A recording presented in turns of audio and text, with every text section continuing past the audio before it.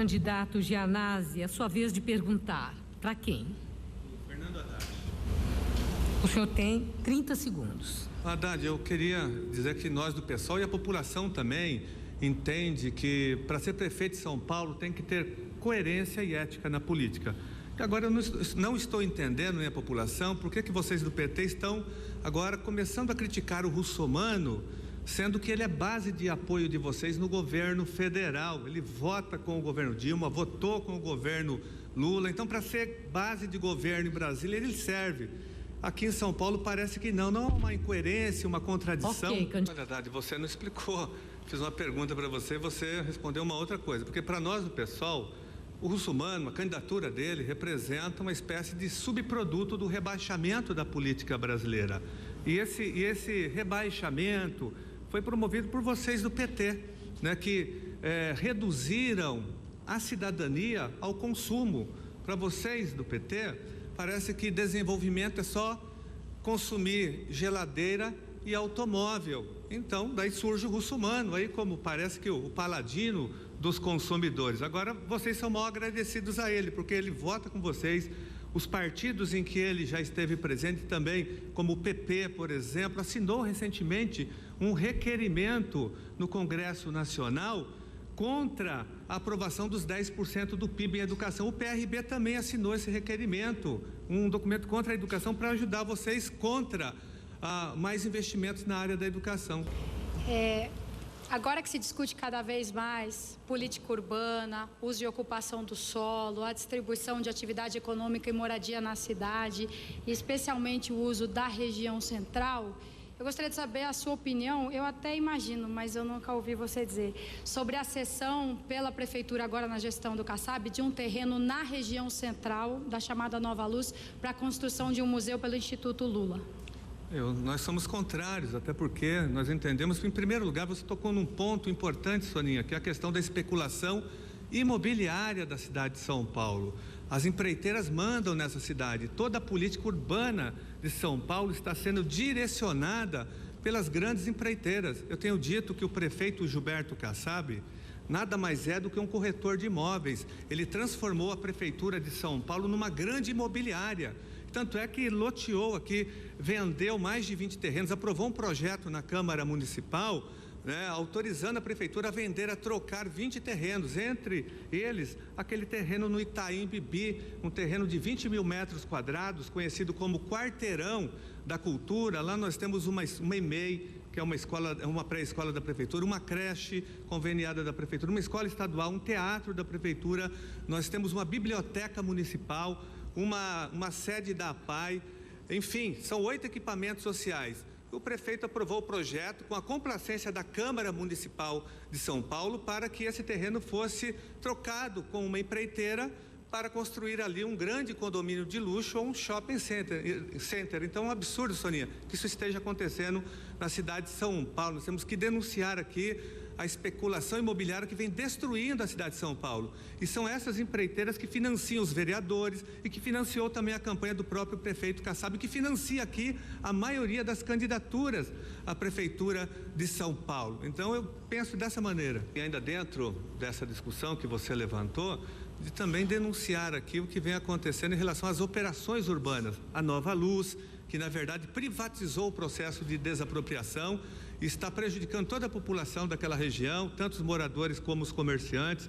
A operação Água Espraiada também, que vai desapropriar mais de 30 mil famílias, né, que nessa gestão do Kassab elevou o custo, inclusive daquela obra da Água Espraiada, daquele túnel, que na nossa opinião, quando nós aprovamos na Câmara Municipal, eu era vereador, era um outro túnel, não era esse túnel, tinha um valor muito reduzido em relação ao que vem acontecendo. Mas eu repito, como as empreiteiras mandam nesse governo, então toda a política urbana, toda a política habitacional é feita, organizada contra os trabalhadores, contra os moradores da cidade de São Paulo. Por isso que a cidade de São Paulo está um verdadeiro caos e não há mobilidade nem moradia popular.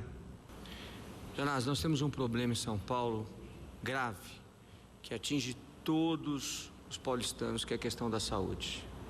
Infelizmente, não existem leitos, as pessoas ficam na fila esperando meses para conseguir uma consulta, meses para conseguir um exame, 290 mil cirurgias represadas na cidade de São Paulo. O que você vai fazer para melhorar a questão da saúde? Primeira coisa, Russumano, que nós vamos fazer é desprivatizar a rede de saúde, porque os governos do Kassab e do Serra privatizaram, terceirizaram praticamente quase que toda a rede de saúde. Nós vamos também acabar com a fragmentação desse sistema e, ao mesmo tempo, acabar também com o subfinanciamento da saúde na cidade de São Paulo. E, além disso, nós vamos investir nos profissionais da saúde. Nós temos que realizar concursos públicos de provas e títulos, temos que criar um plano de carreira para os servidores da saúde. É inconcebível, Russumano, que um médico hoje na cidade de São Paulo ingresse com um salário de R$ 1.400. Depois tem umas gratificações, algumas coisas, mas o salário base de um servidor hoje, de um médico do Sistema Municipal de Saúde, é de R$ 1.400. E esse médico é obrigado a conviver com as OS, com as organizações sociais, que pagam salários maiores. Tem médico que ganha R$ 7.000, o outro ganha R$ 3.000, R$ 4.000. Um absurdo essa fragmentação do sistema de saúde. Nós somos totalmente contra isso. Nós temos que respeitar aqui a Constituição Federal, o Sistema Único de Saúde que nós conquistamos na Constituição de 88, é uma conquista de toda a sociedade, dos profissionais da saúde, que está sendo destruído aqui pelo tucanato e pelo governo Kassab. Então essa é a nossa proposta, desprivatizar em primeiro lugar, porque saúde não é mercadoria. Russumano, mas há uma contradição entre o que você está dizendo com os votos do seu partido na Assembleia Legislativa, por exemplo. O Serra, em 2010, aprovou um projeto de lei entregando 25% dos leitos hospitalares e das consultas médicas para os convênios médicos. É um absurdo, criando a dupla porta no sistema de saúde em todo o estado de São Paulo. E o seu partido votou a favor, o PMDB do Chalita votou a favor, vários partidos do PDT, do Paulinho, votou a favor, o PPS votou a favor desse projeto, todos se uniram contra a saúde pública. Então você está dizendo, fazendo uma proposta aqui, que eu não sei se você vai realizar, porque o partido que você representa aqui nesse debate vota contra a saúde, vota a favor da terceirização. Então o projeto do Serra é um projeto nefasto, que tanto é que está sendo questionado pela Justiça. Nós fomos ao Ministério Público e conseguimos impedir provisoriamente que seja criada a dupla porta na saúde de São Paulo. Candidato. E agora é sua vez de perguntar, candidato Gianazzi. Pergunta para quem? Pergunto para o Serra, posso perguntar? Sim, pode. Ótimo. Bom, Serra, eu queria saber, nós do PSOL defendemos a valorização dos servidores, tanto da prefeitura como do estado, mas me parece que você tem um ódio mortal dos servidores, porque você, como governador do estado, acabou com o funcionalismo. Você fez coisas terríveis e monstruosas contra os servidores, arrochando os salários, garantindo a database de 0,01% de reajuste salarial. Eu queria que você explicasse isso aqui. Bom, Serra, depois eu quero fazer esse debate com você, Serra, mas eu quero voltar à questão do funcionalismo público. Você manteve a política de arroxo salarial de 0,01% em todos os anos, como fez também a gestão da Marta Suplicy. Você manteve um vale-refeição, Serra, de R$ 4 para os servidores, conhecido como Vale Coxinha. O Chalita também fez o mesmo. O Chalita também manteve o vale-refeição de R$ 4 para os professores, que ele diz que tanto defende. Você manteve as escolas de lata até hoje, você e o Chalita, são 70 escolas de lata na rede estadual de ensino. Não posso me esquecer da nefasta lei que você aprovou na Assembleia Legislativa, eu votei contra, o pessoal votou contra, a Lei 1093, que criou a categoria O, o professor que é obrigado a ficar numa quarentena, na época uma duzentena, o professor era contratado por um ano e ficava fora da rede depois um ano, e os alunos ficaram sem aulas. Você jogou a tropa de choque da Polícia Militar contra os professores, contra os policiais civis. A vez de perguntar agora é de Chalita. Para quem, Chalita? Perguntar para o Gianazzi. Gianazzi, eu quero aproveitar esse tema das subprefeituras, que para mim é um tema muito importante, porque uma cidade com mais de 11 milhões de habitantes, não dá para o prefeito resolver os problemas sozinhos. E a gente teve aqui, nesses 8 anos, 2 perfis de nomeação de subprefeito, né? O Serra, ele fez uma opção de trazer companheiros, né, amigos do interior. Aqui, por exemplo, o prefeito Butantã foi o Maurício, que foi ex-prefeito de Piraju, Santo Amaro Barros Munhoz, que foi ex-prefeito de Itapira, São Miguel Paulista, Samuel de Regis. Qual é o seu critério para escolher um subprefeito? Olha, nós do PSOL defendemos a eleição direta para os subprefeitos. Aliás, o Paulinho está plagiando a nossa proposta, Paulinho, porque nós já apresentamos essa proposta em 2008, hein? 2008. Mas que bom que você esteja colocando no seu programa também essa proposta. A eleição direta, nós queremos a eleição dos conselhos de representantes, nós queremos a eleição dos conselhos gestores em toda a administração. Nós defendemos um choque de democracia, uma gestão democrática da cidade de São Paulo. Nada de trazer prefeitos derrotados em eleições do interior para a capital, nada de colocar coronéis da reserva da Polícia Militar e muito menos lotear com a Câmara Municipal as subprefeituras, como fez a ex-prefeita Marta Suplicy. Agora, eu queria colocar para você, Chalita, que o PMDB fez parte de todas essas negociações. O PMDB apoiou, né, o partido que você representa. E eu queria fazer a seguinte pergunta: você está falando aqui em democracia, mas você está aliado ao Delfim Neto. O Delfim Neto, que é o símbolo da ditadura militar, que prejudicou tanto esse país, foi o formulador do programa do seu partido. Eu não entendo, Chalita, você reproduzindo o mesmo discurso. Você é do PMDB, o partido mais clientelista do Brasil. O seu partido sempre deu sustentação a esse tipo de política, tanto na prefeitura, como no estado, como do governo federal. Vocês apoiam quem entrega mais cargos, quem loteia mais cargos para vocês.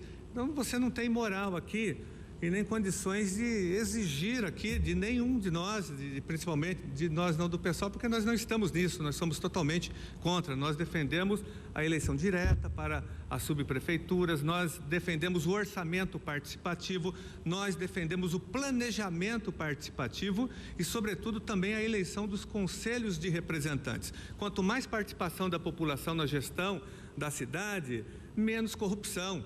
Quanto mais transparência, melhor, porque nós vamos combater com a participação da população as máfias que estão instaladas na Prefeitura de São Paulo, a máfia da merenda escolar, a máfia do lixo, da especulação imobiliária. Obrigada, candidato. Chalita, os professores da rede estadual de ensino estão indignados com a propaganda enganosa que você está fazendo em relação à escola de tempo integral, que foi inclusive questionada pela Justiça em 2006. Nós temos várias ações do Ministério Público em várias regiões do estado de São Paulo pedindo a suspensão do projeto, porque a própria Justiça reconheceu a falência da sua escola de tempo integral. Essa é a escola que você quer implantar na cidade de São Paulo? E quanto mais você fala, mais você irrita os professores da rede estadual que conhecem a sua história, Chalita. Cuidado, você está irritando a rede estadual de ensino. Em segundo lugar, que eu não disse que você criou as escolas de lata, eu disse que você manteve como as escolas de lata, como o Serra também manteve como governador do estado de São Paulo. Agora é a Justiça que suspendeu as suas escolas. Tem ordem judicial aqui, liminares em Mirassol, tem questionamento em Lins, tem questionamento em Marília, tem questionamento aqui em São Paulo. Você sabe disso. Você sabe que você, como secretário da Educação, você, por exemplo, autorizou o veto a um projeto de lei que acabava com a superlotação de salas, que foi aprovado na Assembleia Legislativa. Você autorizou o fechamento da escola Martim Francisco, na Vila Nova Conceição, uma escola que atendia mais de 1.800 alunos. Você fez coisas terríveis também contra os professores. Agora você vende uma ilusão para a população. Sumana, não estou aqui, na verdade, criticando a sua vida, mas eu conheço seus projetos, e inclusive projetos bizarros que você apresentou no Congresso Nacional, como o projeto de lei que transforma o estupro em assalto sexual. Isso é um absurdo você apresentar um projeto como esse, apresentar um projeto de lei, né, autorizando os parlamentares a usarem armas, também é um absurdo. E depois a sua campanha para governador foi financiada pela indústria de armas. Em relação às creches verticalizadas, você não pode utilizar aqui um exemplo da Prefeitura de São Paulo, da gestão Kassab, que é um péssimo exemplo para você incluir aí no seu programa, principalmente nessa área da educação. Então, nós conhecemos a sua trajetória e por isso que a cidade de São Paulo está extremamente preocupada com a sua candidatura. E repito, não você, mas a sua candidatura representa de fato um subproduto do rebaixamento político brasileiro que foi promovido pelo PT e pelo PSDB. O primeiro-ministro da Educação do governo Lula foi o Cristóvão Buarque, que acabou deixando o governo, o partido, e até foi candidato a presidente em 2006, batendo muito na tecla da educação. Depois veio o Tasso Genro, depois o Haddad, que deixou o ministério quando Lula decidiu que ele seria o candidato a prefeito em São Paulo. Aloysio Mercadante assumiu no seu lugar e agora já se fala na possibilidade do Mercadante sair do ministério e mais uma vez se cogita a indicação do Chalita como ministro da Educação. Queria que você fizesse uma análise aí dessa trajetória da educação no governo federal. Olha, eu entendo que o PT reproduziu o mesmo comportamento do PSDB. Não foi muito diferente, não está sendo, porque houve um processo de privatização inaugurado pelo governo Fernando Henrique Cardoso com o Paulo Renato e, na verdade, é uma sequência desse processo de privatização, principalmente no campo do ensino superior. Tanto é que agora nós acabamos de sair de uma grande greve de 4 meses, mostrando claramente a falência da política educacional do governo federal para as universidades públicas federais. E quero dizer ainda que o Fernando Haddad, como ministro da Educação, desmontou a estrutura do MEC em todos os estados. Hoje, uma pessoa aqui na cidade de São Paulo, no estado de São Paulo, não tem a quem reclamar. Um aluno de uma escola, de uma faculdade particular, que se sente lesado, está entregue à sua própria sorte. Ele fechou aqui a representação do MEC em São Paulo. E daí as universidades privadas deitam e rolam em cima dos alunos. O aluno tem que discar no 0800 e de lá ele recebe a informação que ele tem que acionar o PROCON, porque o governo federal transformou de fato, reduziu de fato a cidadania ao consumo. Então nós estamos vivendo uma grande crise na educação, tanto é que o governo federal não quer aprovar os 10% do PIB em educação. Nós agora, nesse quinto bloco, levaremos aos candidatos a oportunidade de fazerem suas considerações finais, de 1 minuto cada um. Pelo sorteio prévio, o primeiro é Carlos Gianazzi. Quero agradecer em primeiro lugar a TV Gazeta pela organização desse debate, agradecer ao eleitor, a eleitora que está nos assistindo até agora e dizer que os responsáveis pela grande crise que nós estamos vivendo aqui na cidade de São Paulo, a crise social, a crise urbana, eles não terão condições de nos tirar dela, porque eles são financiados pelas grandes empreiteiras, eles têm o maior tempo de televisão, os melhores marqueteiros, eles estão envolvidos com os grandes escândalos nacionais de corrupção, Mensalão, CPI do Cachoeira, Mensalão Mineiro, Privataria Tucana. Então nós queremos dizer que é preciso fundar aqui a nova política na cidade de São Paulo. Eu tenho o maior orgulho de ser do PSOL, que é um partido que tem o Plínio de Arruda Sampaio, que tem o Marcelo Freixo, que tem o Chico Alencar e que nós vamos mudar a cidade de São Paulo. O PSOL é um partido necessário. Vote 50 para prefeito e 50 para vereador, porque nós vamos mudar também a Câmara Municipal.